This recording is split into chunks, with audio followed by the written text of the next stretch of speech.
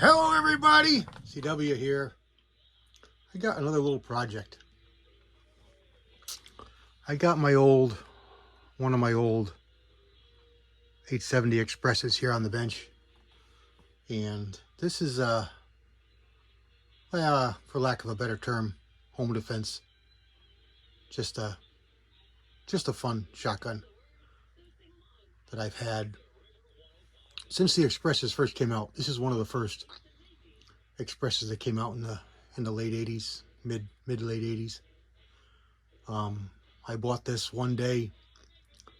I had Marlin 120 that I was hunting with for ducks, and it gave me some problems, and I went literally from the boat launch to the gun store and traded that old Marlin and bought this Remington 870. I remember it was $200, $189 I think, and went back out that afternoon and shot some ducks, and it's been with me ever since. Matte finish, steel trigger guard as they were when they first came out. It's actually a pretty good gun. It's not as they are or have been recently, where a lot of people complained about them. They went to plastic trigger guards and such and just got really cheap. This is basically the same exact gun as a Wingmaster, but not as polished, finished, refined, but basically identical otherwise. And that's how they started out to be. It's been rusted, it's been in salt water, it's been hard use. And I've made a whole bunch of modifications to it through the years. The biggest ones you can see there, I've got Magpul stocks on it, which I really like. They are about as perfect as I've found. And I've bought many different sets of stocks. I used to like those little Taxol, the speed feed stocks. And then I had Choate pistol grip stocks and many other different ones along the way. And these have been the best. I'm not so enamored by the fore end, although it's good, but the buttstock is awesome. Anyway, it's got bolts to hold the trigger fire control, trigger group, versus pins. It's got a single point sling mount here. It's got an extended mag tube. I've got a pick rail mount on the pump arm there. You see a vent rib barrel on it. That's the barrel that came with it, but I shortened it. It's about 19.5 inches. I shortened it at one of the posts for the vent rib, and then I drilled and tapped it for screw-in chokes, so it takes screw-in chokes. Right now it's got a breacher choke in it, which is basically a cylinder, and I took the silly claw off it because I don't use it as a breacher, the saw teeth, so it's just flat muzzle. And then I put a big bead tritium dot on it, and it's got a mag follower, bright green mag follower in it. It's had some trigger work done on it. It's really slick. It works 100%, never worry. The next thing I'd like to do is I'd like to put a red dot on it.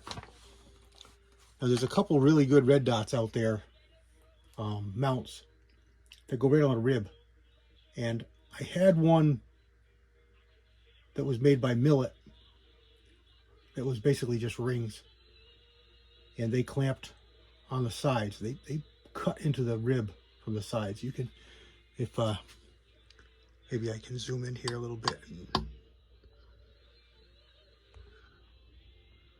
get right on the spot. You might be able to see the, well, if I could point them out, you can see them. But there's two little dots on the rib there. One at the first post and one at the third. And they scribe right in. They cut right in to the receiver. And they work all right for a scope, but I want to put a red dot on. So I was looking around and I found this. It's designed for their Tasco's Optima dot, but that's the same as a Doctor or a Vortex or a lot of the other standard smaller sized RCM2, I think it's a smaller one. And this is going to be nice. Again, it's Tasco. There's the code for it. But it's aluminum. I would have rather had steel, but it's all one piece. It's got nice big ears to protect the dot. It's got a couple of access holes for adjusting windage and elevation. It goes on with 4 holes, four screws. The 2 to the sides are for mounting the dot. It's got pins to locate the red dot. And it's going to go right on top, just about there. The front of it lines up with the back of the ejection port. I'll turn the gun around and show you some other views. It's a gunsmith mount. Obviously you have to drill and tap holes, but it comes with all the screws, comes with an Allen wrench, comes with some instructions, but they're really basic. And it covers a number of their different mounts. So it's one set of instructions for multiple different mounts on different guns. So you got to find the one that's for the 870s over here. And basically it just says 640 screws. Doesn't really give you instruction if this is to install by a professional gunsmith only.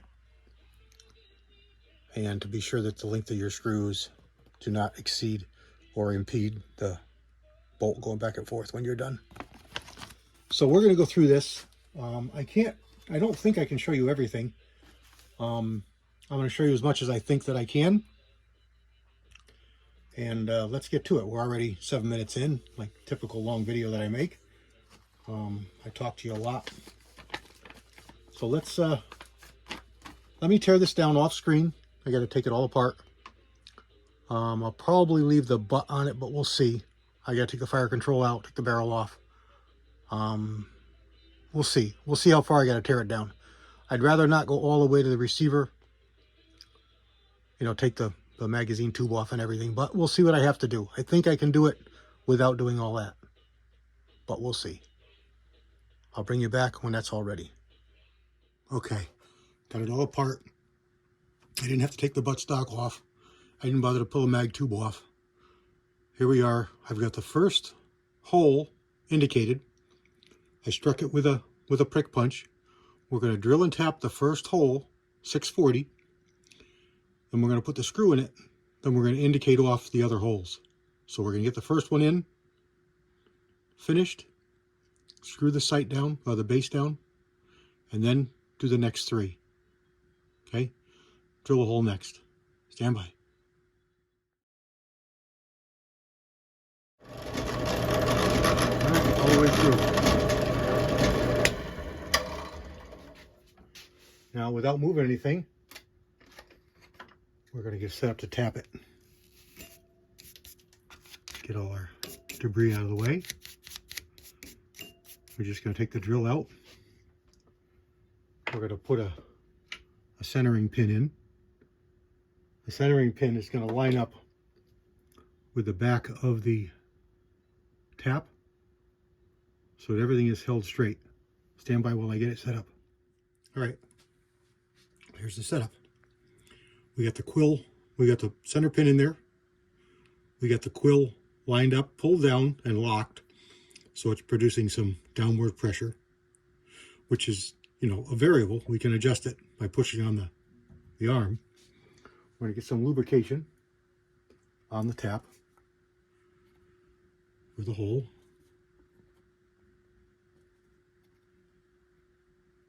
We're going to tap the hole. Turn, stop, go back a little, turn, stop, go back a little, turn, stop, go back a little. Basically, you're creating a burr then you're breaking it off. And we'll pull down a little bit on the quill, the drill press, back it up, lock it in position, continue. This is going to ensure that everything is straight and true, so when you put your screw in, it's not cockeyed.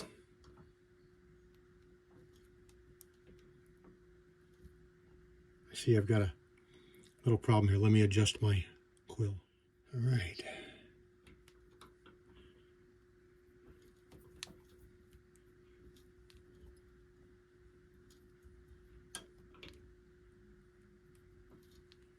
All right, we're probably about half the way. So we're going to adjust our quill again. See how much I can bring it down? Put a little positive pressure on it. Lock it in.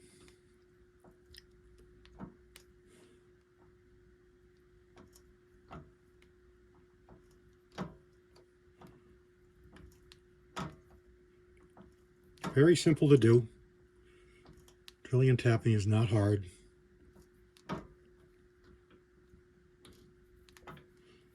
Just have to go slow.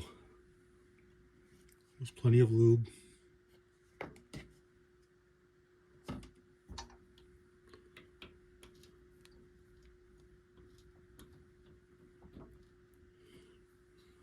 Adjust again. Pretty much now it's going to follow that hole. In other words, it can't really get crooked anymore. We've got enough of the shank of that tap in the hole tapped. Pretty soon we're not going to need to back off anymore either. I think we're there. Yeah, we're there. And just continue down with the tap, because it's going to cut and clean that hole really well. All right, now we're going to take everything out, leave the tap in there, back everything off. I'm going to brush that tap off from the inside, take all the burrs off the tap so I'm not dragging them back through the hole. Stand by. Okay, we're all set up on hole number 2.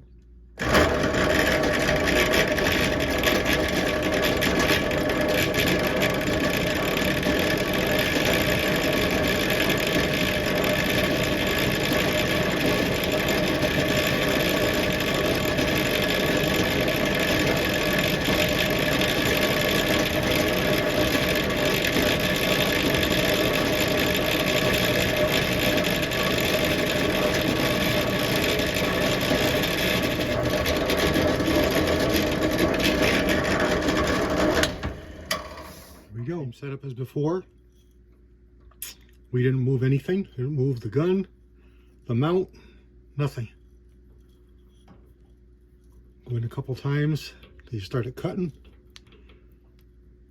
We're far enough now that we can drop our quill a little bit in order to keep everything centered.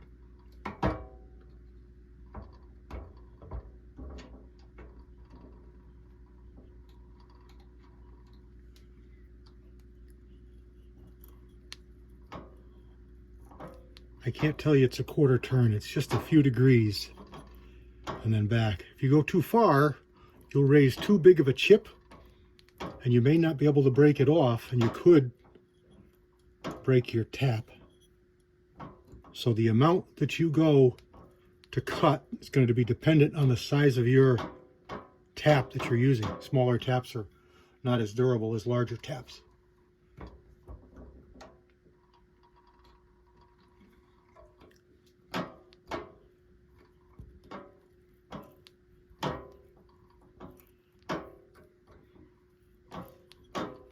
It's real time.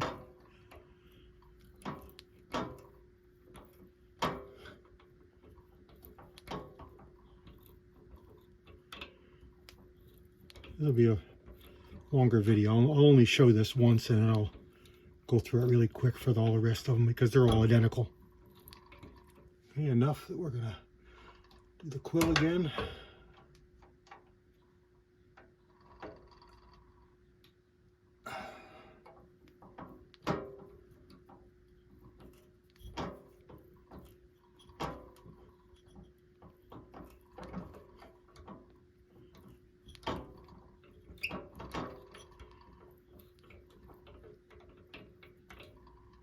Let's put another dab of oil in there.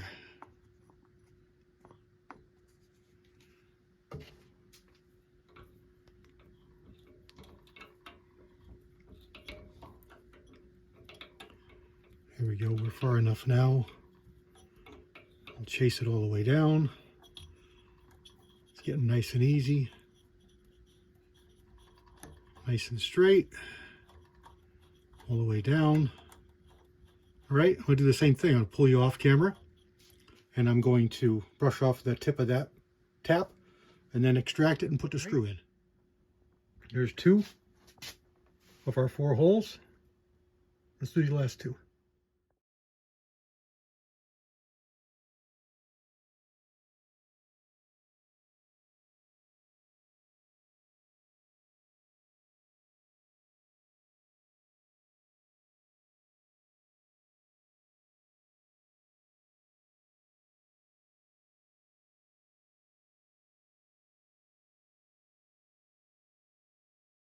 And here's the last one.